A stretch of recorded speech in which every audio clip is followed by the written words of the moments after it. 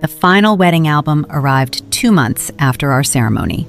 312 carefully curated photographs bound in cream leather, exactly the kind of keepsake I'd spent a year planning and saving toward. I sat at my kitchen table flipping through it slowly, savoring every image, until I reached the garden reception photos and noticed something strange. A woman I clearly remembered standing beside my husband during the cocktail hour, laughing at something he'd said, wasn't in a single frame, not one. I distinctly remembered her presence, a stranger to me at the time, dressed in deep burgundy, standing just close enough to Desmond that I'd made a mental note to ask him who she was later. That question had gotten lost in the chaos of the reception, forgotten entirely until I sat there noticing her complete absence from every single photograph that should have captured her. "Did you crop someone out of these garden shots?" I asked our photographer, Yolanda Priest, during a follow-up call about a separate album correction. There were some technical issues with the batch of files from that section, she said, her voice carrying a practiced smoothness that in hindsight should have alerted me immediately. Sensor glitch, unfortunately. I did what I could to salvage the set. I believed her. I had no reason not to. Not yet. I had no idea, hanging up that call, that I was sitting on the exact evidence that would prove she was lying. Evidence I'd requested for entirely unrelated reasons months earlier and completely forgotten I possessed. My name is Camille Vasilenko. I'm 33, a cybersecurity analyst outside Minneapolis, and this is the story of how my professional habit of backing up every important file led me to uncover that my husband had secretly invited his ex-girlfriend to our wedding and paid our photographer to erase every trace of her from our photos. Planning the wedding. Desmond and I planned our wedding over 14 months, the kind of meticulous, detail-obsessed process that consumed most of our evenings and weekends throughout that final year of engagement. We'd been together for 5 years by the time we married, a relationship I considered thoroughly established, thoroughly known, in the way you assume a long partnership eventually becomes fully transparent between two people. Desmond had mentioned an ex-girlfriend from years earlier, a woman named Petra, only in passing during our early relationship, the kind of casual acknowledgement most couples exchange about prior relationships before moving on entirely. We ended things amicably, he'd told me once, years earlier. Different life directions, nothing dramatic. I had no reason to think about Petra again after that single conversation. No reason to suspect she'd ever factor into our lives beyond that brief, distant mention. Choosing Yolanda. We hired Yolanda Priest as our wedding photographer after seeing her portfolio at a bridal expo, drawn immediately to her warm, candid style that captured genuine emotion rather than stiffly posed formality. "I want photos that feel real," I told her during our initial consultation. "Not just perfect smiles, but the actual feeling of the day." "That's exactly my approach," Yolanda said, flipping through sample albums that genuinely impressed both Desmond and me. "I try to capture everything happening organically, then curate the best, most authentic moments during editing." I paid her deposit that same week, feeling confident we'd found someone who understood exactly the kind of documentation we wanted for our wedding day. The RAW file request. I requested access to the unedited RAW files roughly a week after booking Yolanda, a habit born entirely from my professional background rather than any specific suspicion about her work. "I know most couples are happy with just the final edited album," I explained during our contract discussion, "but I'd like a personal backup of the original unedited files too, purely for my own archive. It's just how I approach important documentation professionally." "That's an unusual request, but not a problem," Yolanda said. "I'll include RAW file access as an add-on service for an additional fee, delivered separately from the final curated album." I paid the additional fee without hesitation, uploading the eventual RAW file transfer to my personal encrypted cloud storage the same week I received it, weeks before the final edited album would even be ready, then largely forgetting about it entirely amid the chaos of settling into married life afterward. The wedding day. Our wedding took place on a warm September afternoon at a garden venue outside the city, exactly the kind of intimate, joyful celebration we'd spent over a year planning. I remembered the day itself as almost entirely happy, blurred slightly by the particular overwhelm every bride experiences trying to be present for 150 guests simultaneously. I did remember, distinctly, noticing an unfamiliar woman during the cocktail hour, dressed elegantly in deep burgundy, standing near Desmond during a stretch of time when I was occupied greeting distant relatives across the garden. I made a mental note to ask him about her later. Curious, but not alarmed, the way you'd naturally wonder about any unfamiliar guest at your own wedding. That question got lost entirely in the whirlwind of the reception, forgotten by the time we left for our honeymoon 3 days later. A small, unremarkable oversight that would have remained permanently forgotten, if not for the strange gap in our final photo album 2 months later. Noticing the absence. Sitting with the finished album, I found myself flipping back through the garden reception section 3 separate times, increasingly certain something specific was missing. I remembered that burgundy dress clearly. I remembered her specific position beside Desmond during at least 2 moments I'd glanced over during the reception. Not a single photograph in the entire 300-plus page album showed her. "Do you remember that woman in the burgundy dress during cocktail hour?" I asked Desmond that evening, showing him the album pages where I expected, but failed, to find her. Desmond's expression flickered, almost imperceptibly, before settling into practiced casualness. "Not really," he said. "There were so many guests, I don't remember every single person specifically." Something about his response felt slightly off, though I couldn't articulate exactly what at the time, filing the strange interaction away rather than pursuing it further. The technical explanation. I called Yolanda directly the following week, asking specifically about the missing photographs from that section of the reception. "Did you crop someone out of the garden cocktail hour shots?" I asked. "I remember a specific guest who doesn't appear in a single photo, despite being present during multiple moments I clearly recall." "There were some technical issues with a batch of files from that particular time window," Yolanda said. "Sensor glitch, unfortunately, affecting a specific memory card I was using during that portion of the reception. I did what I could to salvage the usable images from that set, but some coverage from that window was simply lost." I accepted the explanation initially, technical malfunctions being a plausible, if unfortunate, reality of professional photography equipment. I moved on with my life, filing the missing photos under ordinary bad luck rather than deliberate manipulation. A nagging feeling. The explanation sat uneasily with me over the following weeks, though I couldn't immediately articulate why. As someone who worked professionally in cybersecurity, evaluating data integrity and identifying inconsistencies formed the core of my daily work, and something about Yolanda's explanation triggered a subtle, persistent skepticism I couldn't quite shake. Sensor glitches don't usually target one specific person across multiple different shots taken at different times and angles, I mentioned to my sister Renata during one of our regular phone calls.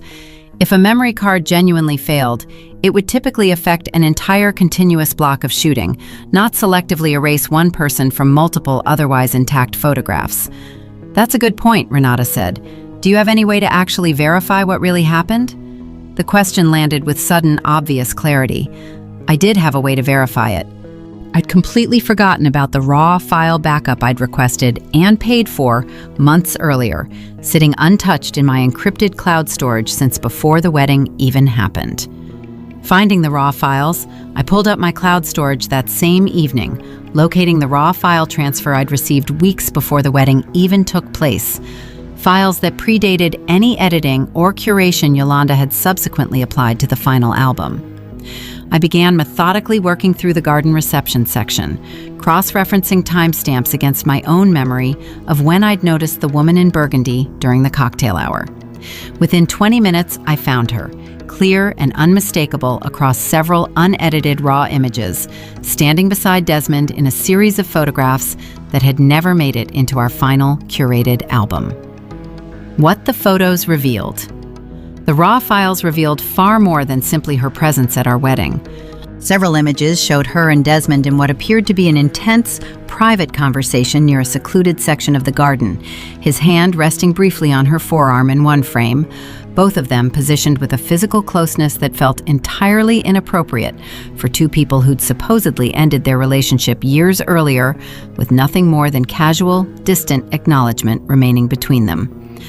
I sat staring at those images for nearly an hour, my analytical training kicking in despite the mounting horror building in my chest, examining timestamps, camera angles, the specific sequence of images captured across that particular stretch of the reception. The phone screen. One image, captured almost incidentally as Yolanda apparently photographed the broader garden scene, showed Desmond checking his phone, the screen angle just barely visible enough, when I zoomed in using photo editing software, to reveal a partial text message thread. I enhanced the image resolution as much as the raw file quality allowed, straining to read the visible portion of text on his screen. What I could make out sent ice through my veins. "Make sure none of the garden shots with P make it into the final album," the visible message read, sent from Desmond's number. "I'll cover whatever extra editing fee that requires." Confirming the timeline. I cross-referenced the timestamp of that particular photograph against our wedding day timeline, confirming it had been captured roughly 40 minutes before I'd personally noticed the woman in burgundy standing beside Desmond during cocktail hour. The message wasn't some panicked last-minute realization. It had been sent proactively, before the reception had even fully progressed, suggesting Desmond had planned this specific concealment in advance, rather than reacting spontaneously to an unexpected encounter. I sat with that realization for a long time, understanding gradually that this wasn't simply an awkward, accidental encounter with an ex-girlfriend who happened to attend uninvited. This had been planned, coordinated, and specifically hidden through a financial arrangement with our own wedding photographer. Confronting Desmond. I confronted Desmond that same evening, laying the enhanced raw file images and the visible text message across our kitchen table with the same methodical presentation I'd use for any professional security incident report. "Explain this," I said, watching his face drain of color as he recognized exactly what he was looking at. "I can explain," he said, though his voice carried the particular strain of someone who understood immediately that no explanation could adequately address what the evidence in front of him actually revealed. "Please do," I said. "Start with why Petra was at our wedding, and then explain why you paid our photographer to erase every trace of her presence." Desmond's explanation. "Petra reached out to me a few months before the wedding," Desmond said, unable to meet my eyes. "She said she wanted closure, wanted to see me one more time before I got married. I told her she couldn't come to the wedding, obviously, but she showed up anyway, uninvited, and I panicked instead of having her removed." "You panicked into having a private conversation with her, touching her arm, and then arranging with our photographer to erase all evidence of it," I said. "That's not the panic of someone caught off guard by an unwanted guest. That's premeditated concealment. You sent that message before I even noticed her at the reception, Desmond. You knew exactly what you were doing, and you planned to hide it from the very beginning." He had no adequate response to that specific timeline, his silence confirming everything the evidence had already made clear. Contacting Yolanda. I contacted Yolanda directly the following day, sharing the raw file evidence and the visible text message screenshot, demanding a full accounting of exactly what arrangement she'd made with my husband regarding our wedding photography. Her composure collapsed almost immediately, once confronted with evidence she clearly believed I had no way of accessing. "I want to be clear that I didn't know the full context of the situation," she said, her voice tight with obvious panic. "Desmond reached out to me directly during the reception, offering additional payment to ensure certain images wouldn't make it into your final album. I assumed it was a simple matter of him not wanting an awkward ex-girlfriend photo included, not anything more significant than that." "You accepted payment to actively deceive your own client," I said. "You told me directly on a recorded call that the missing images resulted from a technical malfunction. That was a deliberate lie, not an oversight." The financial arrangement. Further pressing revealed that Desmond had paid Yolanda an additional $400, specifically to ensure every photograph featuring Petra was excluded from our final curated album, a transaction Yolanda had apparently rationalized as an ordinary request from an anxious groom, rather than recognizing, or choosing to acknowledge, the deeper deception it actually facilitated. "I should have refused that request the moment it started feeling unusual," Yolanda admitted. I understand now that I made a serious professional and ethical error, prioritizing an easy additional payment over my actual responsibility to document your wedding honestly. Deciding what to do. I spent the following days processing not just the betrayal of Desmond's secret meeting with Petra, but the deeper layer of premeditated deception involved in coordinating with our photographer to erase evidence entirely. This wasn't simply an awkward, spontaneous encounter with an ex-girlfriend who'd shown up uninvited. This was Desmond actively planning, in advance, exactly how he'd conceal that encounter from me permanently. I don't know if I can separate the concealment from whatever actually happened with Petra, I told Renata during one of our long phone calls that week. If it was truly innocent, why plan the cover-up before the conversation even happened? That timeline doesn't support an innocent explanation. Consulting an attorney. I contacted a family law attorney, Foster Kessler, less to immediately pursue divorce and more to understand my legal standing given the deception involved, particularly regarding the financial arrangement Desmond had made without my knowledge, using funds from our shared wedding budget. The financial deception alone is significant, Foster told me during our consultation. Using shared wedding funds to pay a vendor for services specifically designed to conceal information from you constitutes a meaningful breach of trust that could factor into broader marital dissolution proceedings if you decide to pursue that path. But beyond the legal dimension, I think the more important question is what this reveals about the honesty underlying your marriage more broadly. A difficult conversation. I sat down with Desmond again several days later, having processed my initial shock into something closer to clear-eyed assessment of exactly what our marriage actually contained beneath its carefully curated surface. I need you to understand something, I said. This isn't just about Petra showing up at our wedding, or even about whatever happened during that private conversation you had with her. This is about the fact that you planned, in advance, to actively deceive me about something significant happening on our wedding day. That's not a moment of weakness or panic. That's a decision you made deliberately and then followed through on methodically. I know how it looks, Desmond said. I promise you, nothing physical happened beyond that conversation. She wanted closure. I foolishly gave her a few minutes to have it, and then I made an absolutely terrible decision trying to hide that from you, rather than just telling you the truth immediately afterward. Requesting full transparency. I need complete honesty now, I said, about everything.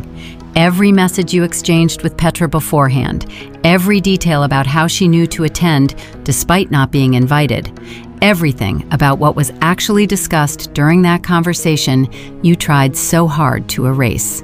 Desmond provided, over the following days, a full accounting that included text messages with Petra spanning several weeks before the wedding, revealing that she'd initiated contact after learning about the engagement through mutual friends, and that Desmond had engaged in an extended, increasingly personal conversation with her that went well beyond simply granting a request for closure. The extent of the messages. The message history Desmond eventually shared, under continued pressure and Foster's advisement regarding potential legal transparency requirements, revealed conversations that carried an emotional intimacy far beyond appropriate contact with an ex-partner in the weeks leading up to marrying someone else entirely. I need to see all of it, I told him, reviewing message after message that revealed lingering feelings Desmond had apparently never fully resolved, feelings he'd chosen to explore privately with Petra rather than addressing honestly with me before our wedding, when such a conversation might have actually mattered for the decision I was about to make. Understanding the full picture. The complete picture that emerged wasn't simply a spontaneous encounter with an ex-girlfriend who'd shown up uninvited.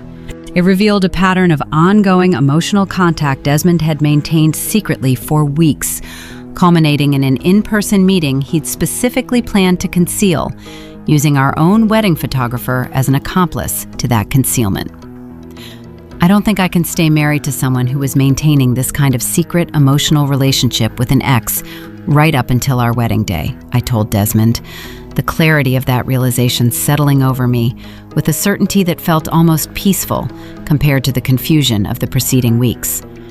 This isn't about one photograph or one conversation. This is about a pattern of dishonesty that apparently extended through the exact period I trusted you most completely. Filing for divorce. I filed for divorce roughly 6 weeks after discovering the raw file evidence, a decision that felt devastating and clarifying in equal measure. Desmond didn't contest the filing extensively, understanding, I believe, that the depth of deception involved had fundamentally undermined whatever foundation our marriage might have otherwise stood on. I keep thinking about how close this came to staying completely hidden, I told Renata during one of our conversations throughout the divorce proceedings. If I hadn't requested those raw files for entirely unrelated professional habit reasons, months before any of this became relevant, I would have simply accepted Yolanda's technical malfunction excuse and never known any of this happened. Pursuing accountability with Yolanda. I filed a formal complaint against Yolanda Priest with the state's Professional Photography Association, along with a detailed public review documenting the deceptive practice she'd engaged in, believing other couples deserved to know about a vendor willing to accept payment for actively concealing information from paying clients. Yolanda's business suffered significant reputational damage once the review and complaint became public, several other clients coming forward with concerns about editing decisions they previously accepted without question, but now viewed with renewed suspicion, given the revealed pattern of her willingness to manipulate final deliverables for undisclosed payment. I made a serious professional error, Yolanda acknowledged in her formal response to the association's inquiry. I understand the consequences that follow from that error, and I've implemented new internal policies requiring written client consent for any content exclusion requests moving forward, specifically to prevent this exact situation from recurring with future clients. Rebuilding after.